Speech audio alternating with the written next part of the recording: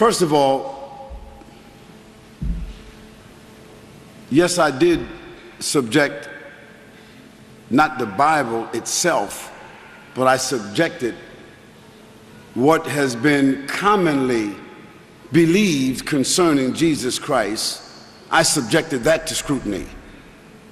And I did so with evidences and references from the Bible, Old and New Testament, of which I've only given to you maybe a tenth of the references which I have here, which itself is only a tenth of the references that could be made available to you. And I'll just deal with one, and I'll give you the chance to answer. You give me one reference in the Old or the New Testament to the Trinity. One reference. And the only one you'll find is the one that has been expunged, abrogated. This is the most blatant contradiction of the Bible. Among other blatant contradictions that I read, I say you or anyone else give me a verse from the Bible where Jesus said, Father, Son, Holy Ghost, Trinity. Now, if Jesus didn't say that, if the historical Jesus didn't say that, then I say, that's like lying on my mother. That's like lying on my wife.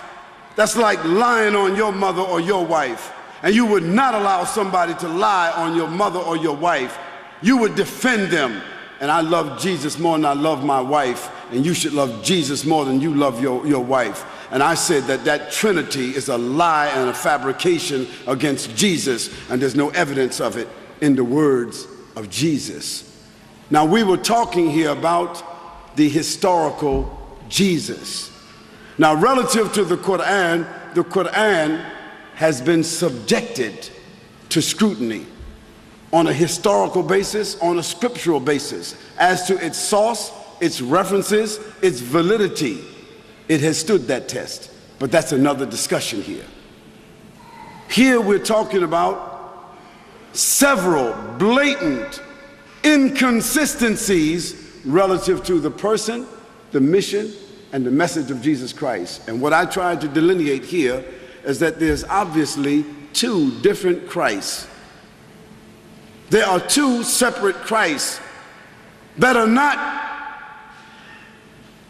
they don't collaborate, they don't mix, they're not compatible. One has got to be a lie and the other one's got to be the truth. Now, if the historical Jesus that I gave reference to is a lie, then it's up to the people to say that historical Jesus that you referred to is a lie. And the one that I referred to as being the mythological Jesus created by Paul in the church is the truth. So now I give you the chance to give us just one evidence of the Trinity, since that's the biggest lie. Good try.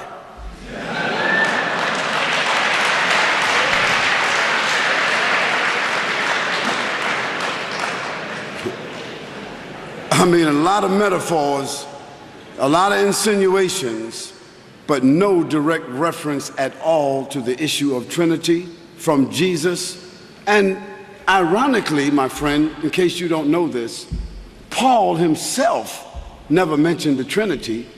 The Trinity was decided in 354 by Constantine at the Council of Nicaea. I gave you the hint.